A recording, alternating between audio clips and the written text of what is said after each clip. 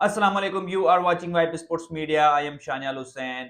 Pakistan versus West Indies का दूसरा test match आज खत्म हुआ। तीसरे दिन के पहले ही सेशन में खत्म हो गया। अब इस पे 100% आईसीसी की तरफ से डीमेरिट पॉइंट्स तो मिलेंगे ही मिलेंगे। बट अगर ऐसी पिचेस आपको बनानी है ना, तो मेरी रिक्वेस्ट ये होगी कि आप फिर अपने बैटर्स भी वैसे लाएं, क्योंकि आपके बैटर्स के वो स्किल्स ही नहीं हैं जिस तरह के यूनिस खान होते थे, असद शफीक होते थे, अजहर अली होते थे, मिसबाह उल हक होते थे। वो भी दुबई, शारजाह, अबू धाबी में इस तरह की पिचेस बनवाते थे। बट वो ये था कि उनमें फ़र्क ये था कि उनको स्पिन को टैकल करना आता था।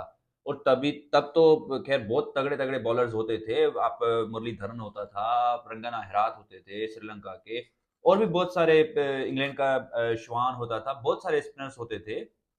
बट द थिंग इज़ कि उनको टैकल करना आता था स्पिन को। इनको नहीं आता है स्पिन को खेलना। अब इसमें 2 चीज़ें हैं, या तो आप अगर इस फ़ॉर्मूले पे रहते हैं, तो या तो अपने बैटर्स के वो स्किल्स डेवलप करवाएँ, इनको डोमेस्टिक में भेजें। अगर नहीं, तो इनको ड्रॉप करके आप दूसरे प्लेयर्स को चांस दें। क्योंकि कब तक आप देखिए शान मसूद की क्या परफ़ॉर्मेंसेज़ है, 30 के एवरेज पे आपने उसको कैप्टन तो बना लिया। अब उसकी परफ़ॉर्मेंस बड़ी उसकी परफ़ॉर्मेंस पे क्वेश्चन मार्क है। हुरेरा हुरेरा ने एक्चुअली आपके डोमेस्टिक को एक्सपोज करवाया है। अब मैं इस पे क्यों नहीं अभी बात कर सकता, उसका पहला मैच था, बट उसकी जो टेक्निक है ना, उसमें बहुत फ्लॉज हैं जो उसको रेक्टिफाई करने पड़ेंगे। बाबर आजम, ऑब्वियसली बाबर आजम का जो है, ही नीड्स टू अंडरस्टैंड कि अगर इसको इसका इतना बड़ा नाम बना है, तो वो सिर्फ वाइट बॉल की वजह से बना है। टेस्ट में उसने कुछ भी नहीं किया है। अगर अब मुझे बोलेंगे, अगर कोई मुझे बोलेगा कि 196 इसने किया था, तो वो 196 भी पास्ट है भाई, 2022 है। अब आपको कुछ नया करना पड़ेगा। 9 सेंचुरीज़ हैं सिर्फ़ बाबर आज़म की। सिर्फ़ पाकिस्तान से बाहर सिर्फ़ 2 सेंचुरीज़ हैं, एक ऑस्ट्रेलिया में और एक श्रीलंका में। तो ही नीड्स टू अंडरस्टैंड कि आपका जो नाम है वो किन के साथ कंपैरिज़न आपका होता है। Virat Kohli, Kane Williamson, Steven Smith हो गए, या जोए रूट हो गए। अब उनकी परफ़ॉर्मेंस देखें और आप अपनी देखें। आप डबल फिगर में भी नहीं हैं बाबर आज़म। आपकी जो सेंचुरीज़ हैं वो डबल फिगर में भी नहीं हैं।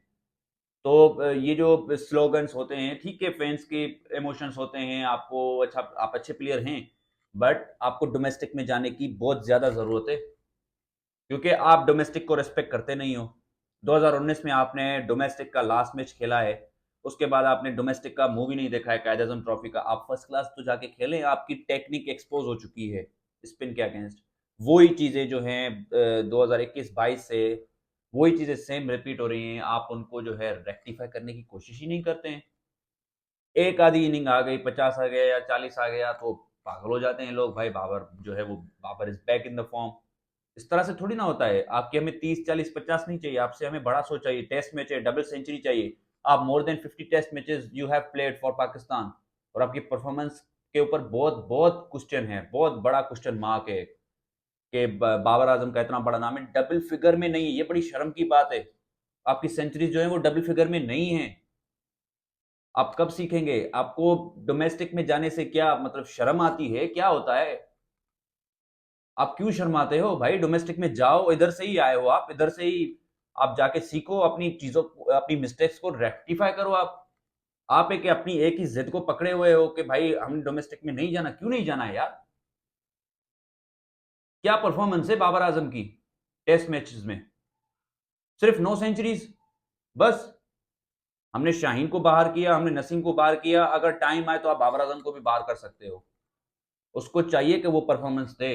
अगर परफॉर्मेंस नहीं देगा, तो इस तरह से नहीं चलेगा। दूसरे भी प्लेयर्स हैं, आप कामरान गुलाम देखें, सिर्फ एक सेंचुरी जो है वो मुल्तान में आई है, उसके बाद ये वो भी अपने मतलब पता नहीं क्या करता बैठता है, कोई परफॉर्मेंस नहीं है।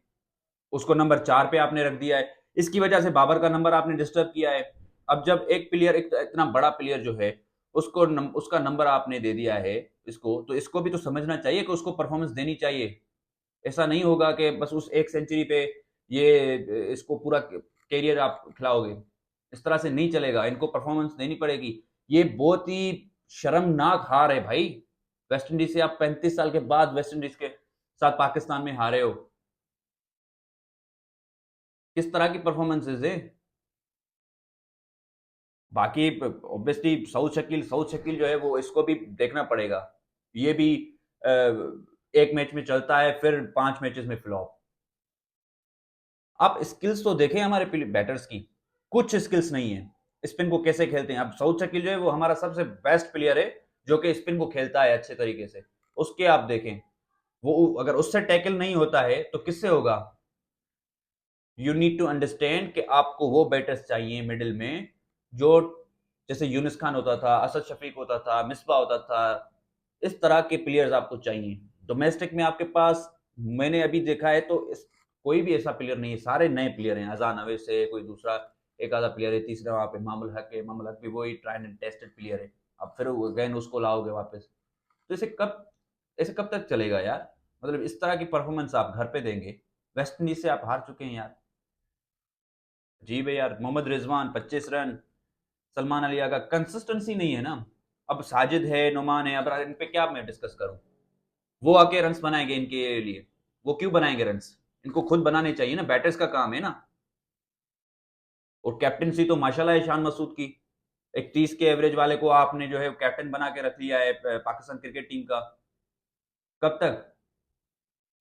पीसीबी को चाहिए कि शान मसूद से पूछे कि भाई अगर आपको कैप्टन रहना है तो आपको इंडिविजुअल परफॉर्मेंस भी देनी पड़ेगी।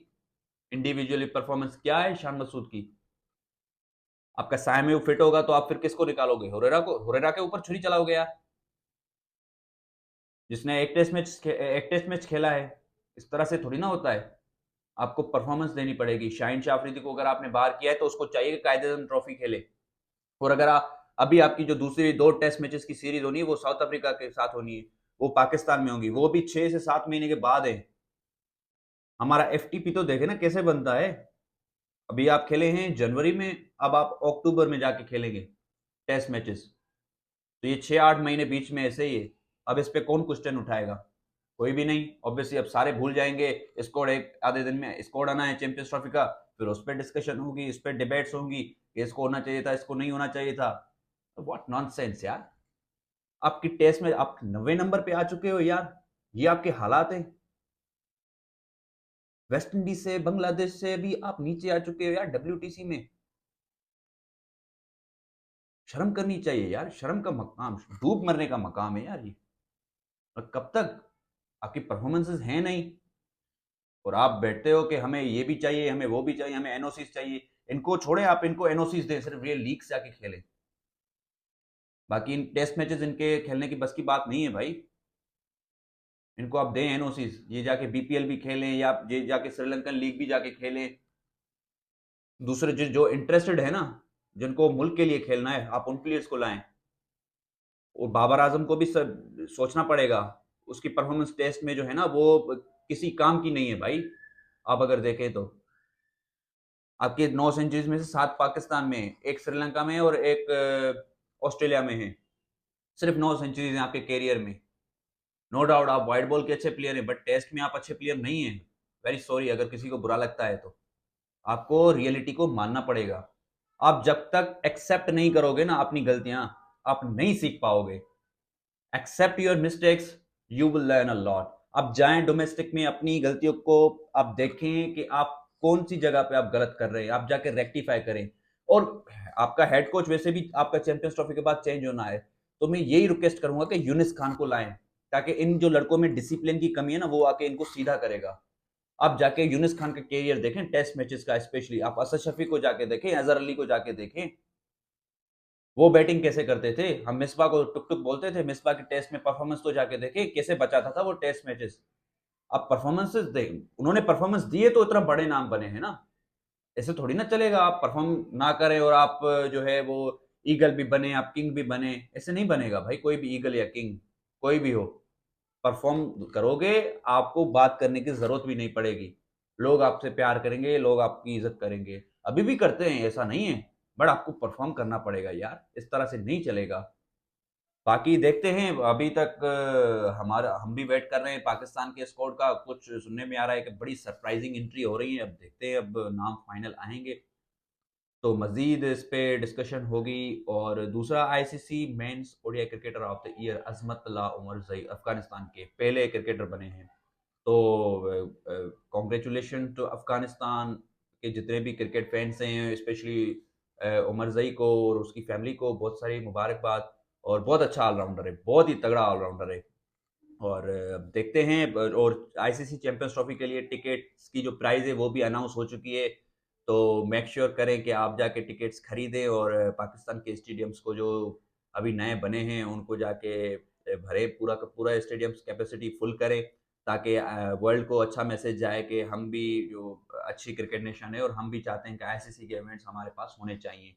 सो आज तक के लिए इतना ही। और मजीद अब क्या ही डिस्कशन करें इस पे, वेस्ट इंडीज वर्सेस पाक पे इतनी शर्मनाक हार है तो अब इस पे दिल भी नहीं करता है डिस्कशन करने का कुछ।